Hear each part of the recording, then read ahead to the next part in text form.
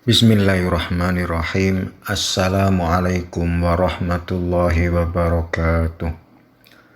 Alhamdulillahi rabbil alamin. Ar-Rahmanirrahim. Maliki yaumiddin. Allahumma sholli ala sayyidina Muhammad wa ala jami'al ummati sayyidina Muhammad. La hawla wa la quwata illa billahil aliyyil adzim. Yang saya hormati kepada para alim ulama, para kiai, para sesepuh, para guru-guru yang dimuliakan Allah. Alhamdulillah, izinkanlah malam ini saya untuk menyampaikan tentang pemahaman dari makna huruf jim. Sebagaimana telah kita sampaikan bahwasanya perjalanan huruf alif sampai sa menggambarkan adanya kias atau tamsil yang menjelaskan kedudukan proses diciptakannya manusia awal Nabi Adam, lalu diciptakan Ibu Hawa. Kemudian di antara keduanya menyatu terbentuklah janin. Dalam huruf ta dijelaskan bahwa tak menunjukkan penyatuan duanya air mani, lalu menjadi segumpal darah, lalu menjadi janin yang berisi sifat-sifat ketuhanan yang meliputi sifat hayat, sifat alim, dan sifat irodat. Sehingga ketika seorang janin berumur 4 bulan, sifat jasadnya yang penuh dengan sifat hayat ditajali oleh Allah ruh yang diiringi oleh sifat nafsu dan sifat akal yang menjadi wujud kenyataan sifat alim dan irodat. Kemudian disempurnakan kejadiannya di usia 7 bulan, siap dilahirkan dengan kesempurnaan kolbunya, dan disempurnakan Allah dengan sifat pendengaran dan penglihatan serta lisan. Ketujuh titik batin ini berkumpul menjadi satu pada diri seorang bayi ketika bayi di dalam rahim ibu dilahirkan.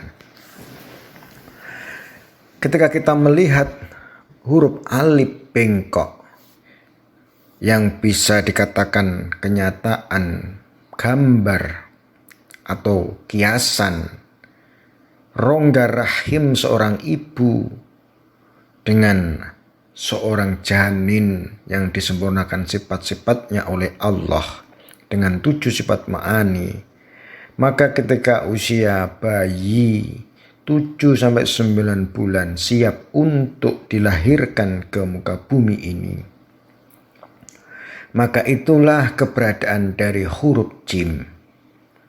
Huruf jim merupakan awal seorang bayi dilahirkan ke bumi dari rahim seorang ibu.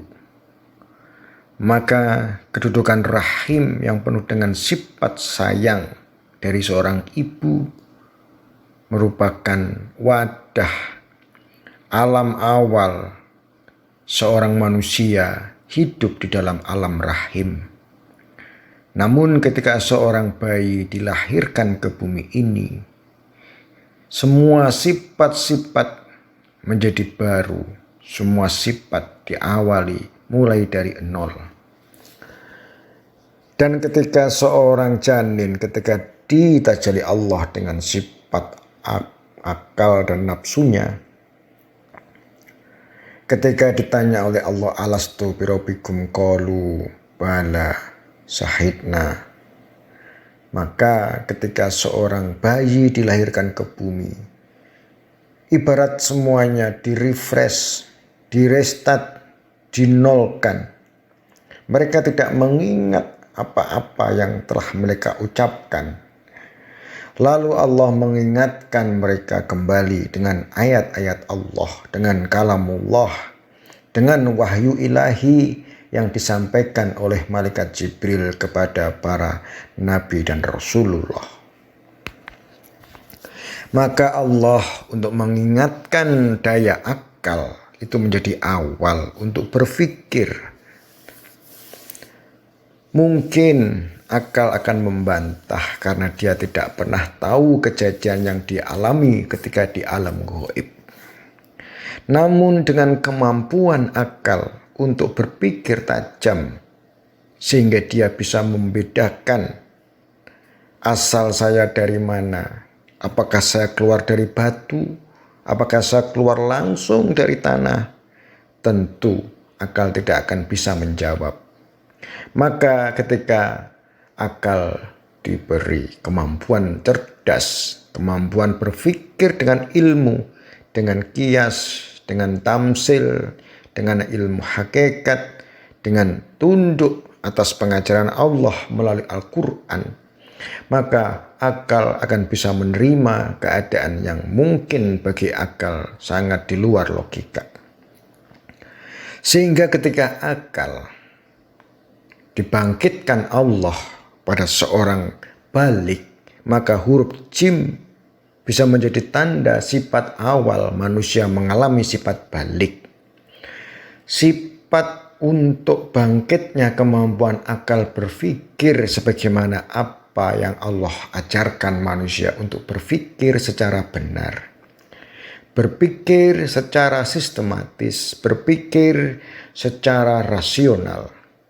Dengan data-data, dengan observasi, dengan pengamatan dan penelitian, apakah benar saya dulu berasal dari sana, berasal dari alam ruh. Maka ketika akal mampu menjawab dengan ilmu-ilmu yang merupakan ilmu hakikat atau ilmu filsafat atau ilmu kias, maka akal masih bisa menerima.